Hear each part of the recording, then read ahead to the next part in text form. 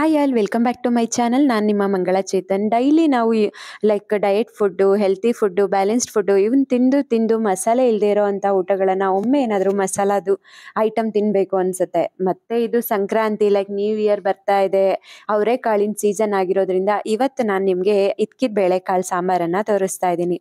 ಅದಕ್ಕೂ ಮುಂಚೆ ನೀವೇನಾದರೂ ಈ ಚಾನಲ್ಗೆ ಫಸ್ಟ್ ಟೈಮ್ ವಿಸಿಟ್ ಕೊಟ್ಟಿದ್ರೆ ದಯವಿಟ್ಟು ಲೈಕ್ ಮಾಡಿ, ಶೇರ್ ಮಾಡಿ, ಹಾಗೆ ಸಬ್ಸ್ಕ್ರೈಬ್ ಮಾಡಿ.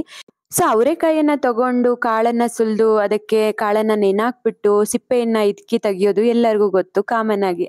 ಬಟ್ ಆ ಸಾಂಬಾರ್ ಕೆಲವು ಟೈಮ್ ಎಷ್ಟೇ ಚೆನ್ನಾಗಿ ಮಾಡಿದ್ರು ಸ್ವಲ್ಪ ಒಗ್ರು ತರ ಆಗ್ಬಿಡುತ್ತೆ, ಏನೋ ಒಂಥರ ಆಗುತ್ತೆ.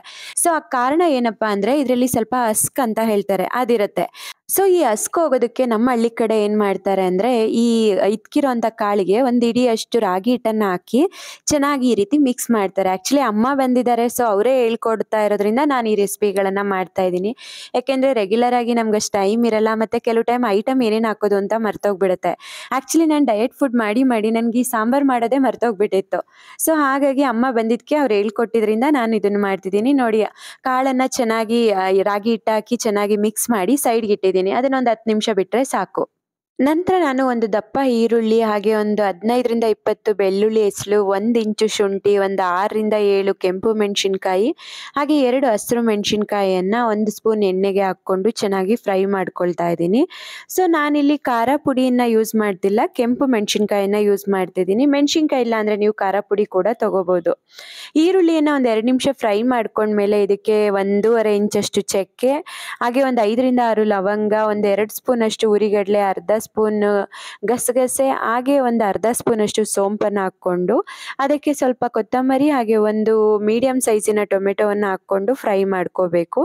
ಇದೆಲ್ಲವನ್ನು ಮೀಡಿಯಂ ಫ್ಲೇಮಲ್ಲೇ ಫ್ರೈ ಮಾಡ್ಕೊಳ್ಳಿ. ಆಕ್ಚುಲಿ ಮಸಾಲವನ್ನ ಈ ರೀತಿ ರುಬ್ಬಿ ಹಾಕ್ಕೊಂಡ್ರೆ even chicken sambar, mutton sambar, ಮತ್ತೆ ಇದ್ಕಿದ ಬೇಳೆ ಸಾರು, ಅಣಬೆ ಸಾರು ಇದೆಲ್ಲದಕ್ಕೂ ಒಳ್ಳೆ ಟೇಸ್ಟ್ ಕೊಡುತ್ತೆ. ಒಮ್ಮೆ ಟ್ರೈ ಮಾಡಿ ನೋಡಿ. ಸೊ ಈಗ ಇದಕ್ಕೆ ಒಂದು 3 ಸ್ಪೂನ್ ಅಷ್ಟು ನಾನು ಧನಿಯಾ ಪುಡಿಯನ್ನು ಹಾಕ್ಕೊಳ್ತಾ ಇದ್ದೀನಿ. ಫ್ಲೇಮ್ ಫುಲ್ಲು ಕಮ್ಮಿ ಮಾಡಿಬಿಟ್ಟು ಹಾಕ್ಕೊಳ್ತಾ ಇದ್ದೀನಿ. ಸೊ ಇದನ್ನು ಹಾಕ್ಕೊಂಡು ಇದನ್ನು ಕೂಡ ಒಂದ್ಸರಿ ಮಿಕ್ಸ್ ಮಾಡಿ ಈಗ ಸ್ಟವನ್ನು ಆಫ್ ಮಾಡಿಬಿಡ್ತೀನಿ. ಸೊ ಇನ್ ಕೇಸ್ ನೀವೇನಾದರೂ ಹಸಿ ತೆಂಗಿನಕಾಯಿ ತೊಗೊಂಡಿದ್ರೆ ಇವಾಗೇ ಹಾಕ್ಕೊಳ್ಳಿ. ಆ್ಯಕ್ಚುಲಿ ನಾನು ತೆಂಗಿನಕಾಯಿಯನ್ನು ಆಲ್ರೆಡಿ ಡೆಸಿಕೇಟ್ ಮಾಡಿ ಇಟ್ಕೊಳ್ತೀನಿ, ಅಂದರೆ ತುರಿದು ಮಿಕ್ಸರ್ ಜಾರಲ್ಲಿ ಗ್ರೈಂಡ್ ಮಾಡಿಕೊಂಡು ಒಂದು ಸ್ವಲ್ಪ ರೋಸ್ಟ್ ಮಾಡಿ ಫ್ರಿಡ್ಜಲ್ಲಿ ಎತ್ತಿಟ್ಕೊಳ್ತೀನಿ.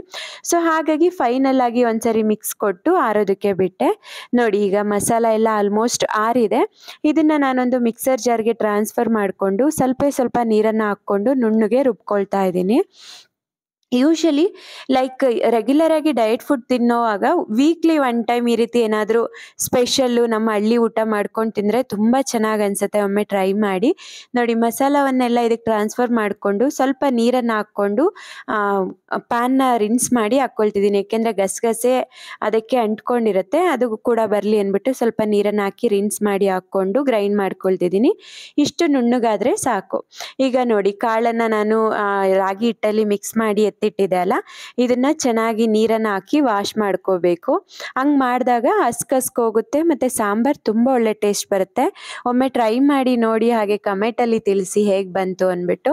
ಸೊ ಈಗ ನೀರನ್ನು ಹಾಕ್ಕೊಂಡು ಈಗ ನೀಟಾಗಿ ಈ ರೀತಿ ಚೆನ್ನಾಗಿ ತೊಳ್ಕೋಬೇಕು. ಕಾಳನ್ನು ಇಚ್ಚಿಕ್ಬೇಡಿ, ನೀಟಾಗಿ ನೀರೊಳಗಡೆ ಮಿಕ್ಸ್ ಕೊಟ್ಟು ರಾಗಿ ಹಿಟ್ಟು ಹೋಗೋ ಥರ ವಾಶ್ ಮಾಡಿಕೊಂಡ್ರೆ ಆಯಿತು. ನೋಡಿ, ಈಗ ರಾಗಿ ಹಿಟ್ಟೆಲ್ಲ ಹೋಗಿದೆ, ಕಾಳು ನೀಟಾಗಿ ವಾಶ್ ಆಗಿದೆ. ಈಗ ಸಾಂಬಾರು ಮಾಡೋವಂಥ ಪಾತ್ರೆಗೆ 1 ಸ್ಪೂನ್ ಅಷ್ಟು ಎಣ್ಣೆನ ಹಾಕ್ಕೊಳ್ತಾ ಇದ್ದೀನಿ. ಸೊ ಎಣ್ಣೆ ಸ್ವಲ್ಪ ಜಾಸ್ತಿನೇ ತಗೊಳುತ್ತೆ ಮಸಾಲ ಸಾಂಬಾರ್ಗೆ. 1 ಸ್ಪೂನ್ ಎಣ್ಣೆ ಹಾಕ್ಕೊಂಡು ಅದಕ್ಕೆ ಸ್ವಲ್ಪ ಸಾಸಿವೆ, ಹಾಗೆ ಸ್ವಲ್ಪ ಕರಿಬೇವು, ಒಂದು ಸಣ್ಣದಾದ ಈರುಳ್ಳಿಯನ್ನು ಹಾಕ್ಕೊಂಡು ಚೆನ್ನಾಗಿ ಫ್ರೈ ಮಾಡ್ಕೋಬೇಕು. ಇನ್ ಕೇಸ್ ಏನಾದರೂ ಗ್ಯಾಸ್ಟ್ರಿಕ್ ಇಶ್ಯೂ ಇದೆ ಅಂದರೆ ಸ್ವಲ್ಪ ಇಂಗನ್ನು ಕೂಡ ನೀವು ಹಾಕ್ಕೋಬೋದು. ಸಾಂಬಾರ್ ಟೇಸ್ಟ್ ಚೆನ್ನಾಗಿ ಬರುತ್ತೆ. ನೋಡಿ, ಈರುಳ್ಳಿಯನ್ನೆಲ್ಲ ಹಾಕ್ಕೊಂಡು 1 ನಿಮಿಷ ಚೆನ್ನಾಗಿ ಫ್ರೈ ಮಾಡಿಕೊಂಡು ನಾನೀಗ ವಾಶ್ ಮಾಡಿ ಇಟ್ಕೊಂಡಿದ್ದಂಥ ಇದ್ಕಿದ ಬೇಳೆಯನ್ನು ಇದಕ್ಕೆ ಹಾಕ್ಕೊಳ್ತಾ ಇದ್ದೀನಿ.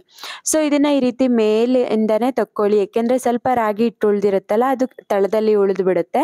ಸೊ ಹಾಗಾಗಿ ನೀಟಾಗಿ ಈ ರೀತಿ ಕೈಯಲ್ಲಿ ಜಾಡಿಸಿ ತಕ್ಕೊಂಡ್ರೆ ಆಯಿತು.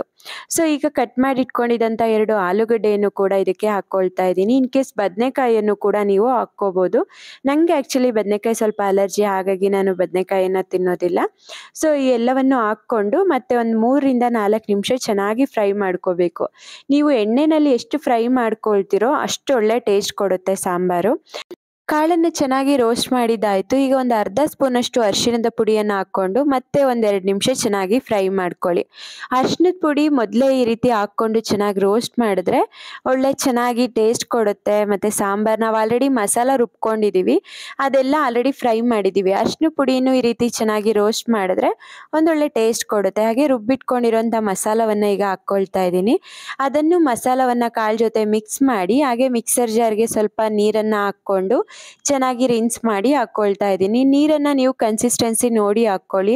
ಮುದ್ದೆ ಮತ್ತು ಚಪಾತಿ, ದೋಸೆ ಇದೆಲ್ಲದಕ್ಕೂ ಸ್ವಲ್ಪ ಗಟ್ಟಿ ಇರಬೇಕು ಸಾಂಬಾರು. ತುಂಬ ತೆಳು ಆಗಿಬಿಟ್ರೆ ಚಪಾತಿ ಅದೆಲ್ಲ ತಿನ್ನೋಕ್ಕಾಗಲ್ಲ. ಬರೀ ಅನ್ನಕ್ಕೆ ಮಾಡ್ಕೊತಿದ್ದೀನಿ ಅಂದರೆ ನೀವು ತುಂಬ ತೆಳು ಮಾಡಿಕೊಂಡ್ರು ಓಕೆ. ಬಟ್ ಇದ್ಕಿದ ಬೇಳೆ ಸಾರು ಸ್ವಲ್ಪ ಗಟ್ಟಿ ಬಂದರೆ ಒಂದೊಳ್ಳೆ ಟೇಸ್ಟ್ ಕೊಡುತ್ತೆ. ಒಮ್ಮೆ ಟ್ರೈ ಮಾಡಿ ನೋಡಿ. ಈಗ ನಾನು ನೀರನ್ನು ಹಾಕ್ಕೊಂಡು ಕನ್ಸಿಸ್ಟೆನ್ಸಿ ಸೆಟ್ ಮಾಡ್ಕೊಳ್ತಾ ಇದ್ದೀನಿ. ಸೊ ನಾನಿಲ್ಲಿ ಚಪಾತಿ ಮತ್ತು ಅನ್ನಕ್ಕೆ ಮಾಡ್ತಿದ್ದೀನಿ. ಅಮ್ಮ ಬಂದಿರೋದ್ರಿಂದ ಅವರು ನಮ್ಮ ಡಯಟ್ ಫುಡ್ ತಿನ್ನಲ್ಲ ಅಲ್ವಾ, ಹಾಗಾಗಿ ಅಮ್ಮ ಮತ್ತು ಚೇತು ಇಬ್ರಿಗೂ ಇಷ್ಟ ಆಗೋ ಹಾಗೆ ನಾನು ಕರಿಯನ್ನು ಮಾಡ್ಕೊಳ್ತಾ ಇದ್ದೀನಿ. ಫೈನಲ್ ಆಗಿ ಇದಕ್ಕೆ ರುಚಿಗೆ ತಕ್ಕಷ್ಟು ಉಪ್ಪನ್ನು ಹಾಕ್ಕೊಂಡು ಒಂದೊಳ್ಳೆ ಮಿಕ್ಸ್ ಕೊಟ್ಟು ಲಿಡ್ಡನ್ನು ಕ್ಲೋಸ್ ಮಾಡಿ ಒಂದು 5 ನಿಮಿಷ ಬೇಯಿಸಿದ್ರೆ ಸಾಕು. ನೀವು ಇದನ್ನು ಕುಕ್ಕರಲ್ಲೂ ಕೂಡ ಬೇಯಿಸ್ಕೋಬೋದು, ಬಟ್ ಕುಕ್ಕರಲ್ಲಿ 1 ವಿಷಲ್ ಹಾಕ್ಸಿದ್ರೆ ಸಾಕು. 2-3 ಹಾಕ್ಸಿದ್ರೆ ಕಾಳು ಕದ್ರೋಗ್ಬಿಡುತ್ತೆ. ಹಾಗಾಗಿ ನಾನು ಈ ರೀತಿ ಓಪನ್ ಫ್ಲೇಮಲ್ಲೇ ಚೆನ್ನಾಗಿ ಬೇಯಿಸ್ಕೊಳ್ತೀನಿ. ಮಧ್ಯದಲ್ಲಿ ಲಿಡ್ಡನ್ನು ತೆಗೆದು ಒಂದೊಳ್ಳೆ ಮಿಕ್ಸ್ ಕೊಟ್ಟು ಕ್ಲೋಸ್ ಮಾಡ್ಕೊಳ್ತಾ ಇರಿ. ಈಗ ಒಂದು 10 ನಿಮಿಷ ಆಗಿದೆ. ಸಾಂಬಾರ್ ಕಲರ್ ಕೂಡ ಚೇಂಜ್ ಆಗಿದೆ. ಥಿಕ್ನೆಸ್ ಕೂಡ ಇಷ್ಟು ಚೆನ್ನಾಗಿ ಬಂದಿದೆ. ಸಾಂಬಾರು ಈಗ ಕಂಪ್ಲೀಟ್ ಆಗಿ ರೆಡಿ ಆಗಿದೆ. ಫೈನಲ್ ಆಗಿ ಇದಕ್ಕೆ ಒಂದು 2 ಸ್ಪೂನ್ ತುಪ್ಪವನ್ನು ಹಾಕ್ಕೊಂಡು ಒಂದೊಳ್ಳೆ ಮಿಕ್ಸ್ ಕೊಟ್ಟರೆ ಸಾಂಬಾರು ರೆಡಿ. ತುಂಬ ಚೆನ್ನಾಗಿರುತ್ತೆ. ಒಮ್ಮೆ ಟ್ರೈ ಮಾಡಿ. ಹಾಗೆ ನನಗೆ ಉಪ್ಪು ಸ್ವಲ್ಪ ಕಮ್ಮಿ ಅನ್ನಿಸ್ತು, ಸೊ ಈಗ ಉಪ್ಪನ್ನು ಕೂಡ ಹಾಕ್ಕೊಂಡು ಟೇಸ್ಟನ್ನು ಸರಿ ಮಾಡ್ಕೊಳ್ತಾ ಇದ್ದೀನಿ. ಸೊ ಇದನ್ನು ನೀವು ದೋಸೆ, ಚಪಾತಿ ಇದೆಲ್ಲದ್ರ ಜೊತೆ ಕೂಡ ತಗೋಬೋದು. ತುಂಬ ಅಂದರೆ ತುಂಬ ಚೆನ್ನಾಗಿರುತ್ತೆ. ಸ್ಪೆಷಲಿ ನಮ್ಮ ಸಂಕ್ರಾಂತಿ ಹಬ್ಬಕ್ಕೆ ನಾವು ಮೇನ್ ಮಾಡೋದೇ ಇದ್ಕಿದ ಬೇಳೆ ಸಾಂಬಾರು. ಸೊ ಸ್ಪೆಷಲಿ ಆಲ್ಮೋಸ್ಟ್ ಎಲ್ಲ ಗೌಡ್ರ ಮನೇಲಿ ಇದನ್ನು ಕಾಮನ್ ಆಗಿ ಮಾಡ್ತಾರೆ. ಸೀಸನ್ ಕೂಡ ಅದೇ ಅಲ್ವಾ. ಸೊ ನೀವು ಒಮ್ಮೆ ಈ ರೆಸಿಪಿಯನ್ನು ಟ್ರೈ ಮಾಡಿ ಹೇಗೆ ಬಂತು ಅಂತ ತಿಳಿಸಿ. ಕಂಪ್ಲೀಟ್ ರೆಡಿ ಆಗಿದೆ. ಥಿಕ್ನೆಸ್ ಕೂಡ ಇಷ್ಟು ಚೆನ್ನಾಗಿ ಬಂದಿದೆ ನೋಡಿ.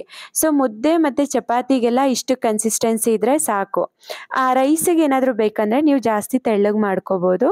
ಸೊ ನಾನಿಲ್ಲಿ ಚೇತುಗೆ ಚಪಾತಿಯನ್ನು ಮಾಡ್ಕೊಳ್ತಾ ಇದ್ದೀನಿ. ಹಾಗೆ ಅಮ್ಮಗೆ ಅನ್ನ ಕೂಡ ಮಾಡಿದ್ದೀನಿ. ಪ್ರೋಟೀನ್ಗೆ ಪನ್ನೀರನ್ನು ರೋಸ್ಟ್ ಮಾಡಿ ಹಾಕ್ಕೊಂಡಿದ್ದೀನಿ. ಸೊ ನೋಡಿದ್ರಲ್ಲ ವೀಕ್ಷಕರೇ, ಇದು ಆಗಿತ್ತು ಇಂದಿನ ವಿಡಿಯೋ. ಸೊ ನಿಮ್ಗೆ ಈ ವಿಡಿಯೋ ಏನಾದರೂ ಇಷ್ಟ ಆಗಿದ್ರೆ ದಯವಿಟ್ಟು ಲೈಕ್ ಮಾಡಿ, ಶೇರ್ ಮಾಡಿ, ಸಬ್ಸ್ಕ್ರೈಬ್ ಮಾಡಿ. ಹಾಗೆ ಮತ್ತೊಂದು ಹೊಸ ವಿಡಿಯೋ ಜೊತೆ ನಿಮ್ಮ ಮುಂದೆ ಬರ್ತೀನಿ. ಅಲ್ಲಿವರೆಗೂ ದಯವಿಟ್ಟು ನಮ್ಮ ಚಾನಲ್ಗೆ ಹೀಗೆ ಸಪೋರ್ಟ್ ಮಾಡಿ. ಈ ವಿಡಿಯೋವನ್ನು ನೋಡಿದ್ದಕ್ಕಾಗಿ ಧನ್ಯವಾದ. Thank you so much friends.